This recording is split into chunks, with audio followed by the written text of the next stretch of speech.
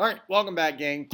Yesterday or last night's video you guys watched was based on the Renaissance in art, or I'm sorry, in writing. Today we're going to talk a little bit what the difference between medieval art is and Renaissance art. Okay, so this one's going to be really short. It's really easy to tell the difference, and you'll be able to see this with this video. So first of all, there were several new mediums used in art, and a medium is just how the art is done. Several different ways to produce art that were new or reemerged during the Renaissance. The first of these is called a fresco. A fresco is basically just taking and painting on wet plaster.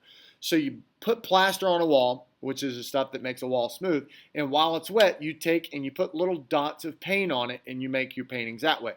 Many of the very famous paintings from the Renaissance were frescoes, and they're still around today. Many of them are after having some work done on them. So that's one. Sculpture also reemerged as an art form during the Renaissance. The sculpture in the Renaissance really heavily imitated the work of the Greeks and the Romans. And so it kind of harkens back to the work, again, of the Greeks and Romans and their idealized form of the human body. Once again, let's talk about they're focusing more on humans and individuals than on God or heavenly things or things that don't even exist on earth. Nextly, architecture. Now, architecture has been around or had been around for years as an art form. There are many famous cathedrals in Europe that were created as works of Gothic art or medieval art, honoring God, building these big giant churches because that's what they believed would honor God and do things that God wanted them to. But the Renaissance art was also built, architecture rather, was often also meant to honor God. But new forms and new ways of building things became common. So let's talk about some of the major differences. So if we're looking at two paintings, we can tell the difference between something that's from the Renaissance and something that is not. The two paintings that you've got up here. The top one is from something called the Book of Kells, which is basically a translated Bible, and it's called an illuminated manuscript in the British Isles. And it was a Bible that was copied by hand for people to use to convert the people in the British Isles to Christianity. The bottom right picture is from a guy named Peter Bruegel. It's called the Tower of Babel.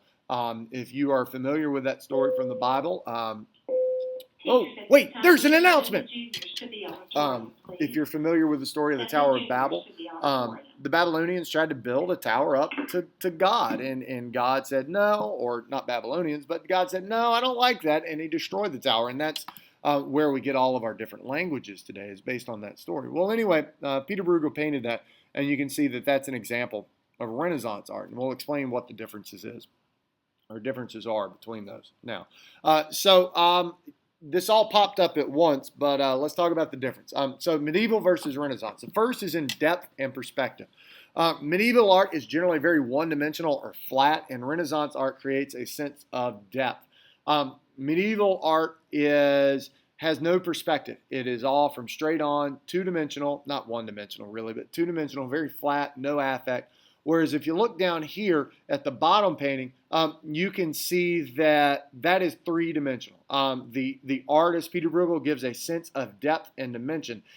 You see that the tower there at the bottom and is in the middle is so large, and you see houses around it. I don't have a cursor to show you, but you see the houses around it are much more small, and so you know that tower is meant to be designed and seen as very, very big. And you also see the figures, the humans in the foreground are bigger than they would be in relationship as to the ones that are right up against the tower. So secondly are the backgrounds. Medieval backgrounds are very plain, very little detail in medieval backgrounds. The entire focus is on whatever the subject of the art is. You see the guy in the top painting, top drawing rather, is holding and praying his hands. They look almost like swords, which looks kind of weird. But the guy on the bottom, or the painting on the bottom, is very detailed. Even in the background, you can see mountains in the background. You can see clouds. Lots of detail added to that. Even homes, little trees you can see going off into the distance. Themes. Themes in Renaissance art are much more centered around heaven and things occurring in heaven. Either if they are not in heaven, they are dealing with biblical themes, whereas the themes on earth, the themes in Renaissance art are much more earthly based. Now, they are often and very, very often religious themes, But most of them are taking place here on Earth, or the artists are even using things that are from their background, from the places where they live, um, to illustrate biblical scenes, and they're often biblical scenes that take place here on Earth, rather than angels in heaven or up above and something there. Realism. Renaissance art is often seen as ideal versus life. Um, Medieval art is often seen as an ideal form. Unhuman is the best way is the best way to explain it. While it may not be ideal, the humans aren't portrayed very realistically, and so I would actually change this to unreal versus realistic. Realism in Renaissance art is much more real, much more lifelike. You see a lot more emotion. You see a lot more feeling. Now, the forms of the humans, as with Michelangelo's David, that you'll see in a different video, the forms of them and the sculpture are more idealized. They look more like somebody that you're not going to see walking around. Um, but it's still the human form, and it's an idealized human form, but it is a realistic human. Maybe not something you're going to see walking around every day, but it's something that a human can be, possibly. Whereas you see the image of the guy on the top, that's not very realistic at all. Emotion. In Renaissance architecture, in medieval art and architecture, there's often no emotion. Everything is very stoic, nothing. They don't show emotion. Stoicism, by the way, means lack of emotion or not showing emotion, displaying it. Whereas in Renaissance art, there is a lot of emotion. There's a lot of feeling in it. You don't see that so much in this painting, but in others that we'll see, there's a lot of anguish or fear or pain.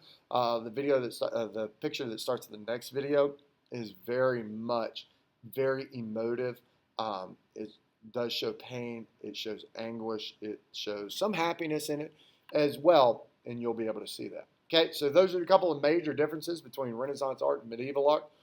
Again, this is just a really short video, and I hope you get the differences between Renaissance art and medieval art and what makes them different. Bye.